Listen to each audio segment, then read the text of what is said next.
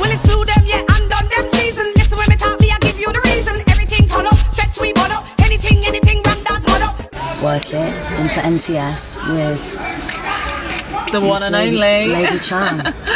What an absolute honour! Like, it's Carnival. Who else would we be talking to? Perfect. But Lady Chann, the queen of the Carnival from London, of and course. UK Dancehall. So they say, don't they? Yeah, they do. I've read it. Yeah, it's over 5 times. So you've not been at Carnival today. You're saving yourself for tomorrow. Yeah, tomorrow I'll be down at Toddler T's sound system, which is going to be totally sick. Amazing. What time are you doing? We're on at like 4 o'clock.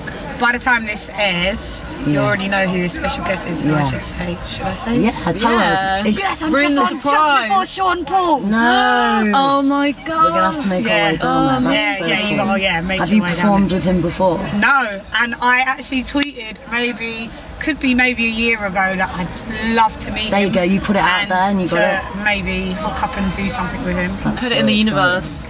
I mean, to be honest, Twitterverse. if he's going to do anything with anyone from London, it's got to be It'd be you. sick, wouldn't it? Yeah, Wouldn't it's going to it? be insane. Yeah, we just kind of came through at the same time. Like when I came out with Sticky Situation, he kind of was like, "Who's this girl?" Yeah. And then reached out. One day I just got a phone call, and it was him. And he was like, "Yeah, let's just hook up and stuff." And then he was like, "Can I do the remix?" I was like, "Yeah, cool." And then he put it wanted to out, sign right? it. Ninja Tunes. He was he has a subsidiary for Ninja Tunes called Girls Music. So, yeah. So I want to know your background. Obviously, I heard on the grapevine that you're from North Wheezy.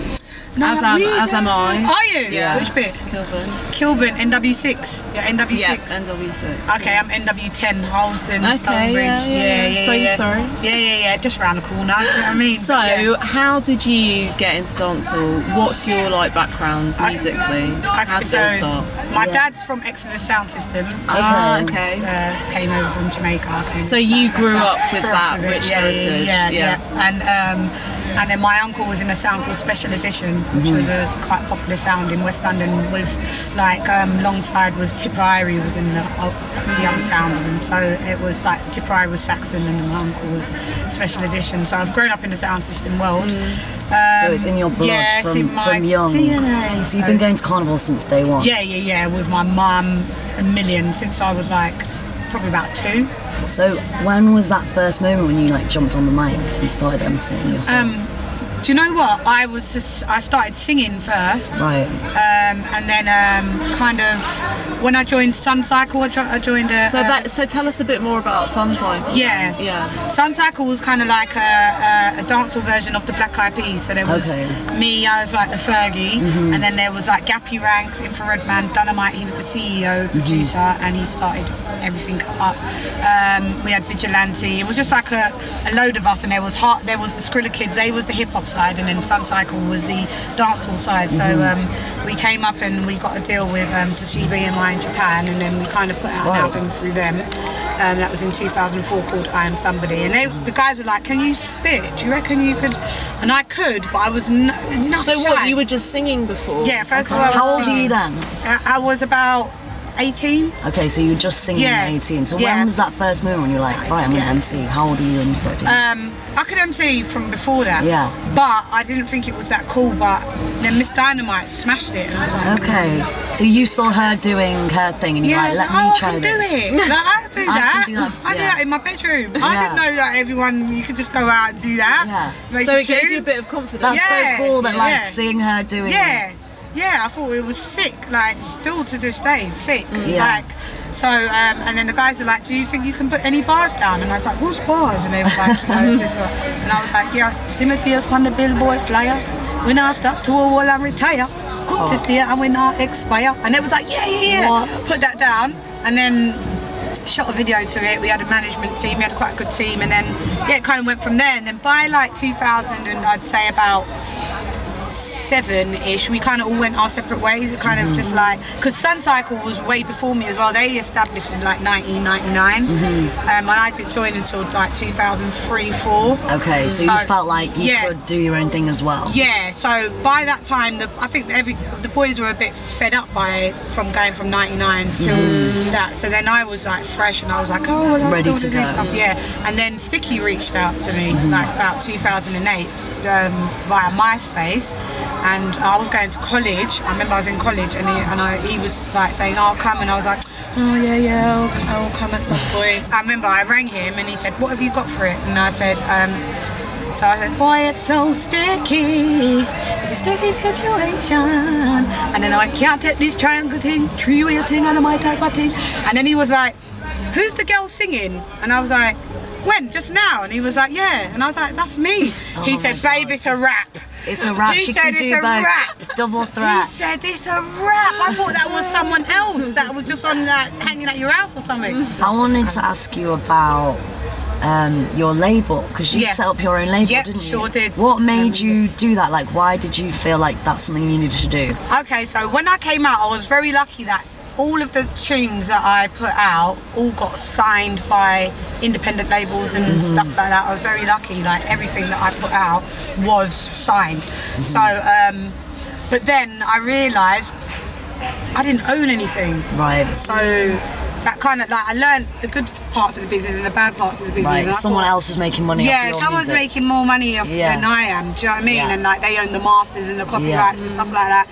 And they might have more creative control by saying, oh, maybe you need to change this and do this and all that shit. You sound like you're a lady who knows what she wants. Yeah. And what she likes.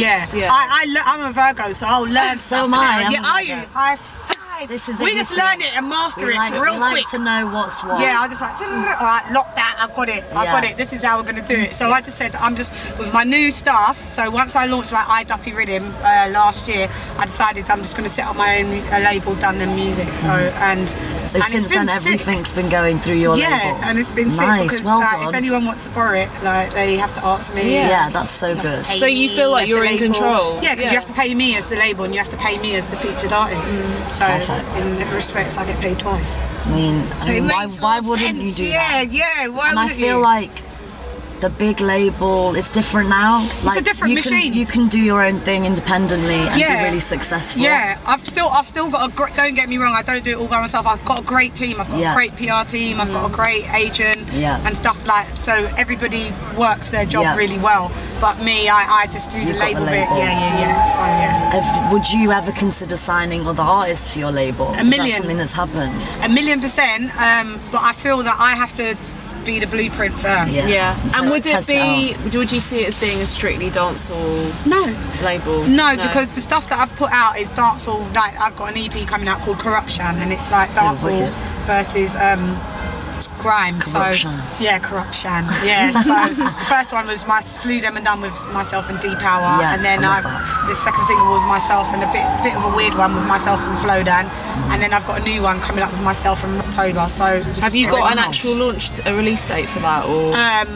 The release date, no, for the whole EP as a whole, for the EP. Not as a specific date as yet, because what I've done is launched 3 singles off of it, so each single has a release date. Okay. And then to get the last couple tracks, you have to buy the whole EP, so we have to do like a run-up, so business-wise we do like 8 weeks.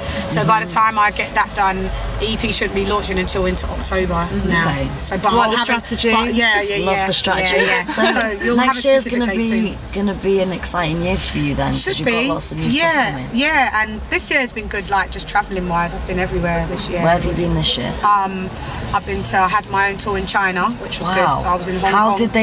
What was it like there? They were into it. Yes. What's the crowd saying? Sick. Really? My favourite place out of them. So I was at Hong Kong, Beijing, and Shanghai. I loved all of them, but I think Shanghai was my favourite. Did they bring the moves? They bring it, mate. Really? They bring it. They loved it. Good for them. Yeah, man. it was sick. We're really excited to have you play at Work It. Yeah, 3-track PA. Like, if there was going to be anyone that we were going to ask, it was you. You were our first choice, so thank you so much. Thank you for asking me. So, and thanks for coming in the car. Yeah. No, thank you, Carl, for having me. Work It, NTS, Lady Chann. Let's go upstairs. The woman with the plan. Yeah, let's go. Let's go. All right. Oh my gosh. My battery's dead. Oh my god. Yeah.